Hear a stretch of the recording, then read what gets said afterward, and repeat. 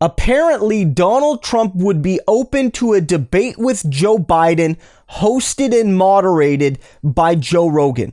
On Twitter earlier, Tim Kennedy put out the following. He said, on my podcast with Joe Rogan, he offered to moderate a debate between Joe Biden and Donald Trump. It would be 4 hours with no live audience, just the two candidates' cameras and their vision of how to move this country forward. Who wants this? And Donald Trump earlier this morning just tweeted simply, I do, exclamation point. And this sent the internet absolutely abuzz. And now the question is, will Joe Biden accept this offer? And the narrative I'm seeing from a lot of conservatives, from a lot of Donald Trump supporters, or just Joe Biden detractors, is that sleepy Joe Biden won't be able to handle a 4-hour debate of this format, so he's going to say no. And I'm really interested in the chess match here, because I think Donald Trump is taking a bit of a risk himself, because if I'm being honest, I don't think either men could stand up to 4 hours of scrutiny from someone like Joe Rogan. I don't always agree with Rogan, I don't, but his podcasts are marathons. They're really in-depth discussions, and you can't just go on there with talking points. You have to actually engage with the organic discussion with Rogan, and it's not always an easy thing to do. And with these men running for president, he's not just going to casually chit-chat with them. He's probably going to hold them to account when they take certain positions or when they oppose certain positions. And I think that Rogan's going to demand more than sound bites. And I honestly believe that Donald Trump would be terrified of doing such an interview, but knows that Joe Biden won't say yes, and so is hoping to, in essence, score some points by saying, I wanted to do the no holds barred, Joe Rogan 4-hour debate. And, Joe Biden doesn't want to do it because of his cognitive decline, because of his dementia, what have you, sleepy Joe Biden. I'm the young virile guy ready to take on all challenges.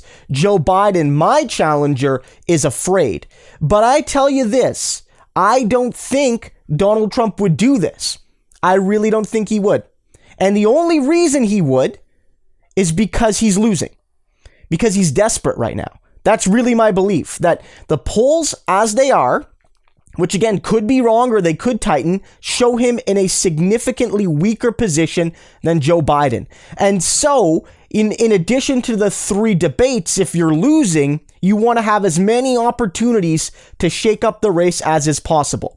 So I get why he's making this move. But I don't think Donald Trump would stand up to 4 hours of scrutiny from Joe Rogan any more than Joe Biden would. Remember this. There's only one big name politician that had an actual chance of becoming president that went on Rogan and that came out of Rogan looking good, basically with Rogan's approval. And that was Bernie Sanders. He's had other politicians on, but none of them really had a shot at becoming president like Bernie. Came so close to winning a major party nomination. And he came out of that with, basically an endorsement of Bernie Sanders. And I think that what that shows is it's not a safe space for either Donald Trump's rabid conservatism, which is based on hate and exclusion, nor is it a safe space for Joe Biden's milquetoast neoliberalism, which is based on challenging nothing that needs to be challenged. And I don't think either man wants this.